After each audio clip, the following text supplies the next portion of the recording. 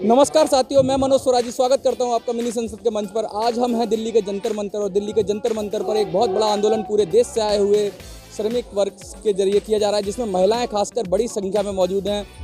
हजारों की संख्या में महिलाएं मौजूद हैं और क्या मांग है इनकी। कुछ आंगनवाड़ी की महिलाएं हैं, कुछ श्रमिक हैं, देश के कोने कोने से ये लोग आए हैं, दिल्ली में अपनी मांग उठा रहे हैं। संसद का सत्र चल रहा है और इसके बीच में ये लोग अपनी बात रख रहे हैं। मैं बात करना चाहूँगा, मैम आप बताइए क्या है ये मांग, और पहले अपना परिचय थोड़ा सा और संगठन का परिचय। मैं AR Sindhu, general secretary all India federation of anganwadi workers and helpers. पूरे देश में आंगनवाड़ी वर्कर्स की सबसे बड़ा ट्रेड यूनियन फेडरेशन है, जो पूरे देश में 24 राज्यों में 5 लाख से ज़्यादा सदस्य है उसका। तो हम अभी आज ये है, काफ़ी दिनों से हमारी ये मांगे चल रहे हैं कि जो देश की जो बुनियादी सेवा है, जो स्वास्थ्य का और न्यूट्रिशन का और शिक्षा का, जो 5 साल के कम बच्चे और गर्भवती माओं को ये देते हैं। सबसे पूरे दुनिया के अंदर आधा आबादी जो कुपोषित भारत में है, तो उनको जो सेवाएं घर घर तक पहुंचाने वाली आंगनवाड़ी वर्कर हेल्पर है। जैसे आपने श्रमिक का बात बोला है, जहाँ ना उनका श्रमिक का दर्जा देते हैं, ना उनको कोई न्यूनतम वेतन या पेंशन या कोई भी ऐसा सामाजिक सुरक्षा लाभ भी नहीं दे रहे हैं। अभी तक ये केंद्र सरकार ये दावा दिल्ली के अंदर भी कम से कम हजारों महिलाएं प्रदर्शन कर रही हैं और कई महीने से कर रहे हैं, उनकी भी नहीं सुनी जा रही है दिल्ली के अंदर भी। तो ये आंगनवाड़ी की ही महिलाएं हैं, तो क्या देश में सारे में यही स्थिति है? पूरे देश में स्थिति वैसे ही है। कुछ स्टेट में बहुत ख़राब है, जैसे आज आए हैं कश्मीर से लेके। कश्मीर में पिछले 8 महीने से लोगों को तनख्वाह भी नहीं मिल रहा है, और वो कैसा, वो भी है 4,500 रुपया वर्कर को, 2,500 रुपया, 2,250 रुपया हेल्पर को। उसे कैसा गुजारा चल रहा है, वो भी 6 महीना 8 महीने में नहीं मिलेगा तो लोगों को क्या हालत होगा। दूसरा है कि ये भारी कटौती जो है ICDS की बजट में किया जा रहा है। सप्लीमेंट्री न्यूट्रिशन का पैसा नहीं आ रहे हैं और लोगों को बोल रहे कि तुम लोग गांव से इकट्ठा करो। जैसे भीख मांगने के लिए लोगों को बोला जा रहा है कि तुम चलाओ। और अभी उत्तराखंड की सरकार ने बोला है कि वो भगवान को जलाभिषेक करो आंगनवाड़ी वर्कर बेटी बचाने के लिए। तो इसका मतलब है कि देश के सरकार का कोई जिम्मेदारी नहीं है, सारे भगवान भरोसे है। और इस तरीके का जो सांप्रदायिकरण और जो है लोगों को भीख मांगने के लिए करवा रहे हैं पूरे देश में ICDS वर्कर को।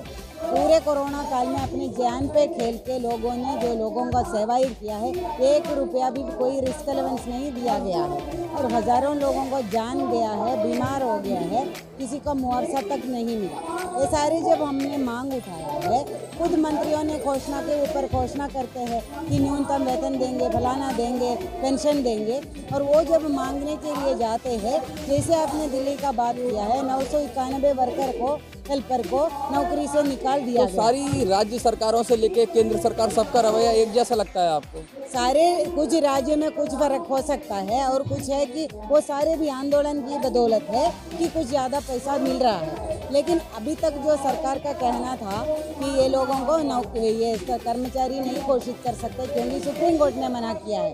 अभी जो सुप्रीम कोर्ट ने 25 अप्रैल को ऑर्डर दिया है, इसमें क्लियरली बताया है कि इनको ग्रेच्युटी का हक है। और ये भी सरकारों को दोनों केंद्र सरकार और राज्य सरकारों को क्लियरली लिख के बताया है कि उनको कि इनका वर्किंग कंडीशन इतना ख़राब है, इसको सुधार लाने का पूरा प्रयास करें। और अभी 3 महीने के बाद में भी एक भी उसका कोई भी सरकार कोई कदम नहीं उठाया है।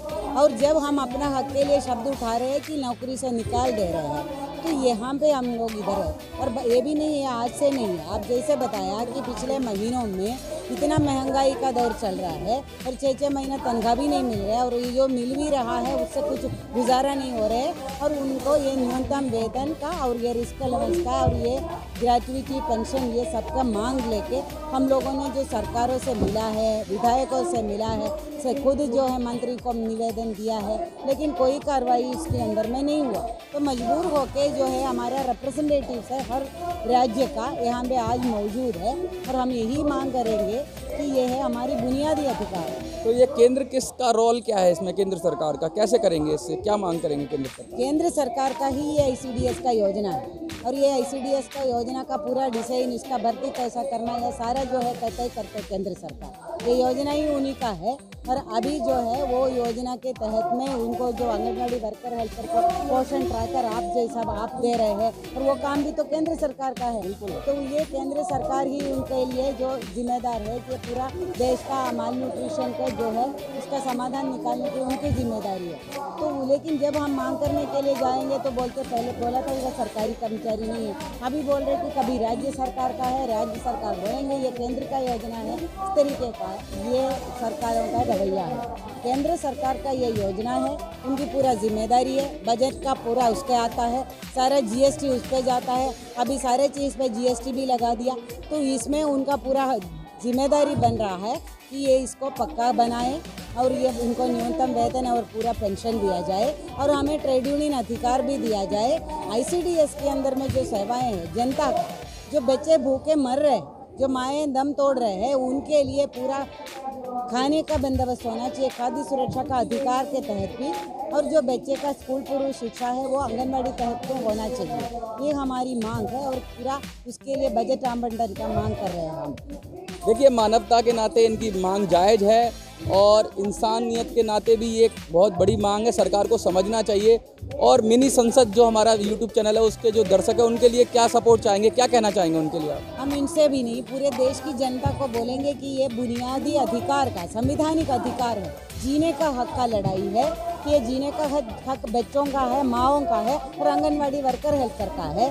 और जो आंगनबाड़ी वर्कर हेल्पर 35 साल की 40 साल की नौकरी करके भीख मांगने पे मजबूर है, कलकत्ता के अंदर एक जो है भूखे मर गई है, तो इनका जो है उनका जो पूरा जो हक है के भी हम लोग यही है कि हम ये जो है सारे आपका जो दर्शकों से हम ये विनती करना चाहेंगे कि वो हमारी मदद करे और हमारी मांगों का सपोर्ट करे और ये सरकार जो है ये जनता को जवाब दे भी, सरकार को या विधायकों से उनसे सवाल भी करे कि ये जो है जनता के लिए सरकार है या पूंजीपतियों के लिए है।